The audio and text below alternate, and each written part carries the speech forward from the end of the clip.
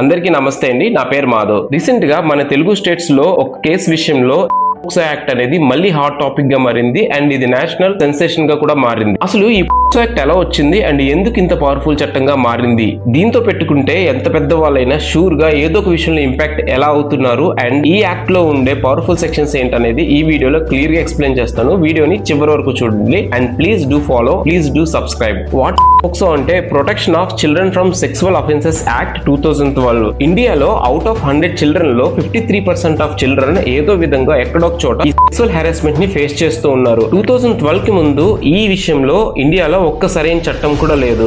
POCSO act ఇండియాలో introduce చేయకముందు IPC 354, 376, 377 లాంటి సెక్షన్స్ ఉన్నా సరే అవి అంత ఇంపాక్ట్ క్రియేట్ చేసేవి కాదు అండ్ సెక్సువల్ హెరాస్మెంట్ అనేసరికి ఓన్లీ ఆడపిల్లలు మాత్రమే కన్సిడర్ చేసేవారు. సో వీటిని బేస్ చేసుకుని 2012 లో పోక్సో అనే యాక్ట్ ని తీసుకొచ్చి చాలా పవర్ఫుల్ టాపిక్స్ ని సెంట్రల్ గవర్నమెంట్ ఇంట్రడ్యూస్ చేసింది.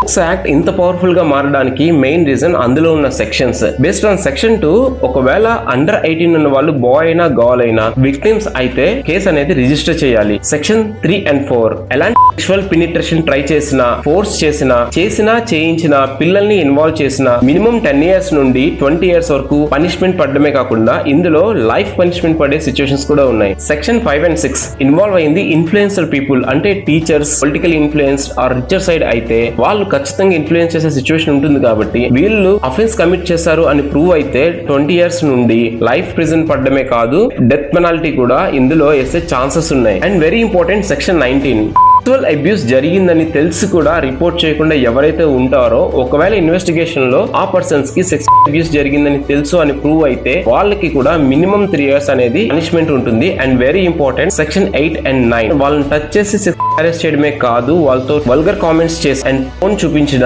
అండ్ స్టాకింగ్ లాంటి వాటిలో ఇన్వాల్వ్ అయినా కూడా మినిమం 3 years అనేది ఇంప్రిజన్మెంట్ పడేలా ఇందులో డిజైన్ చేశారు. అండ్ ఇది మేజర్ గా చిన్నపిల్లలకి రిలేటెడ్ సెక్షన్ కాబట్టి వాళ్ళ స్టేట్మెంట్ ఇచ్చేటప్పుడు ఫ్రెండ్లీగా మూవ్ అవ్వడానికి, వాళ్ళకి ఎలాంటి భయపడకుండా ఒక ఎన్విరాన్మెంట్ క్రియేట్ చేయడానికి కూడా అందులో ఒక సెక్షన్ పెట్టారు. అదే section number 24. And very important section number 23, చిన్నపిల్లల పేర్లు గాని, వాళ్ళ ఫోటోలు గాని, వాళ్ళ ఐడెంటిటీ గాని బయట పెడితే దానికి రీజన్ అయిన ఎలాంటి వాళ్ళనైనా సరే ఇందులో పనిష్ చేస్తారు. So this much of powerful the POCSO act is. So what I mean to say is, POCSO act అనేది ఓన్లీ పనిష్మెంటే కాదు, చిన్నపిల్లలు ఎలాంటి సిచ్యువేషన్ అయినా భయపడకుండా ఫేస్ చేసి వాళ్ళకి జరిగిన సెక్సువల్ హెరాస్మెంట్ లేదా అఫెన్స్ ని డేర్ గా ఫేస్ చేయడానికి, రిపోర్ట్ చేయడానికి క్రియేట్ చేసిన ఒక పవర్ఫుల్ యాక్ట్. బట్ ఇండియా లాంటి డెమోక్రాటిక్ కంట్రీలో చట్టాలు ఎంత పవర్ఫుల్ గా ఉన్నా సరే ఆ చట్టాలు పొలిటికలీ ఇన్ఫ్లుయెన్స్డ్ పీపుల్ కి ఒకలాగా, వీకర్ సెక్షన్ పీపుల్ కి ఒకలాగా అప్లై అవ్వడం మనం చూస్తూనే ఉన్నాం. మీ ఒపీనియన్ ని కూడా కామెంట్ లో ఖచ్చితంగా మెన్షన్ చేయండి. ఒకవేళ ఈ వీడియో ఇన్ఫర్మేటివ్ గా అనిపిస్తే ప్లీజ్ షేర్. Thank you.